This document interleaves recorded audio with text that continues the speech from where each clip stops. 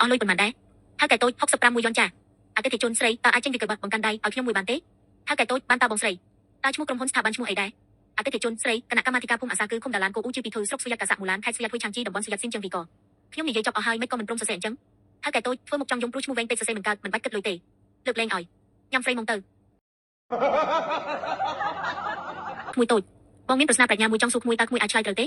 ចាស់សុំសួរមកអ្នកសម្របសម្រួលស្រីក្នុងចំណោមសត្វទាំង12នៃឆ្នាំសកលតំណាងឆ្នាំទាំង12តើសត្វមួយណាដែលមិនផឹកទឹកធ្វើមកគិតសត្វដែលមិនផឹកទឹកគឺសត្វពស់មែនទេអ្នកសម្របសម្រួលស្រីសត្វពស់មិនត្រូវទេចាចុះសត្វទាំងអស់សុទ្ធតែត្រូវផឹកទឹកតើ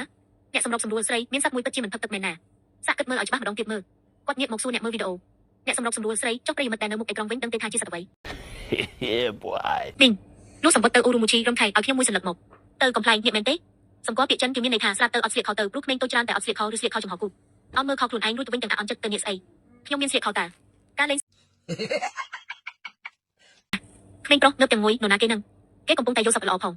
ហេតុអីបានជាដេកនៅពេលម៉ោងរៀនអញ្ចឹងមកពីពេលចេញលេងខ្លងពេកទៅខ្ញុំដេកមិនលក់ខឹងបើចង់ដេកទៅដេកនៅផ្ទះទៅទីនេះគឺជាថ្នាក់រៀនក្មេងប្រុសអញ្ចឹងក៏ស្ទីកាបូបដើរចេញទៅផ្ទះមែនជាប្តីស្អែកនេះជាថ្ងៃខួបកំណើតអូនហើយតើអូនចង់បានកាដូអ្វីដែរស្ត្រីជាប្រពន្ធស្រមើស្រមៃភ័យខ្លាចការទៀមទារបស់កូនគាត់ចង់បានមាសម៉ាក់ឡៅហ្វេងឆាញចំនួន10គីឡូទីរោគនិយាយកាត់សម្ដីបន្តផ្ទះមួយក្នុងនៅពេលកាំងប្រាក់សុកកោដូចភ្នំនឹងឡានទំនើបចាប់តម្រៀបគ្នាពីជួរបុរសជាប្តីនិយាយទៅកាន់កូនទាំងហួចិត្តឯងនេះច្បាស់ជាចង់មករករឿងឬដងហើយបាយណាមានលុយច្រើនដល់ថ្នាក់ហ្នឹងម្យ៉ាងទៀតមិនមែនម៉ាក់ឯងគ្រាន់តែចង់បានកាបូបមួយទេហីទីរោគធ្វើមុខឌឺបើប៉ាដឹងហើយនៅសួរធ្វើអីទៀតបើមិនទិញឲ្យទេក៏និយាយត្រង់មកបុរសជាប្តីធ្វើមុខស្រឡាំងកាំងនឹងបើកភ្នែកធំ What the ទូភ្ញៀវកូនប្រុសអ្នកមីងវ៉ាងនៅផ្ទះចិត្តខាងមុខលេងនឹងតោះឆាប់ហៅម៉ាក់មកទៅគាត់ម៉ាក់ស្ត្រីជាភ្ញៀវធ្វើមុខស្លន់ស្លោនឹងអៀនព្រៀនជាខ្លាំងបុរសជាឪពុកធ្វើមុខភ័យផងហួចចិត្តផងរួចនិយាយទៅកូនមកហើយអាខូចនេះថ្ងៃឯងចេះតែដើរហើយគេផ្ដេសផ្ដាសយ៉ាងម៉េចហ្នឹងទីរោគធ្វើមុខងឿងឆ្ងល់រួចតាំងវិញចុះមិនមែនប៉ាអ្នកប្រាប់ឲ្យខ្ញុំហៅទេអីបុរសជាឪពុកយកដៃខ្ទប់មុខទាំងហួចថ្លៃប៉ាប្រាប់ឲ្យឯងទៅហៅម៉ាក់របស់ឯងប្រពន្ធរបស់ប៉ាចេញមកក្រៅតាលោកតាថ្ងៃនេះខ្ញុំឃើញលោកយាយយកលុយជាច្រើនទៅឲ្យបុរសម្នាក់គាត់ថែមទាំងស្ទាបមុខបុរសម្នាក់នោះដោយក្តីអាណិតស្រឡាញ់ទៀតផងភ្ញាក់ព្រឺហើយងាកទៅកំហុកដាក់លោកយាយល្អណាស់ស្រីចាស់នេះហ៊ានលួចយកលុយសន្សំរបស់ខ្ញុំទៅចិញ្ចឹមប្រុសផ្សេងផងហាលោកយាយងាកមកស្ដីឲ្យវិញទាំងខឹងអាតាកំណាញ់ចម្រៃយកលុយទៅឲ្យកូនប្រុសបង្កើតរបស់កាន់ក្រដាស់កិច្ចការទាំងខឹងលំហាត់ពិន្ទុពេញ100ហាចុះមិនក៏ឯងប្រឡងបានតែ1ក៏7 2ពិន្ទុចឹងចុះអ្នកដែលបានពិន្ទុខ្ពស់ជាងគេក្នុងថ្នាក់បានប៉ុន្មានកូនតូចធ្វើមុខយំអន្រិតអន្រកបាន100ពិន្ទុស្ត្រីជាម៉ាក់បាន100ពិន្ទុផងតើអ្នកណាគេប្រឡងបានកូនតូចមិត្តភក្តិអង្គុយទៅជាមួយខ្ញុំទៅស្ត្រីជាម៉ាក់ស្ដីឲ្យកូនបន្តរៀនសាលាជាមួយគ្នាគ្រូតែមួយជាមួយគ្នាសិស្សដូចគ្នាសួរថាកូនខុសប្លែកពីគេត្រង់ណាកូនតូចយំស្រក់ទឹកភ្នែកខុសគ្នាត្រង់ដែនខាងស្ត្រីជាម៉ាក់ងឿងឆ្ងល់ថាម៉េចរឿងប្រឡងនឹងវាតាក់ទងអីនឹងដែនខាង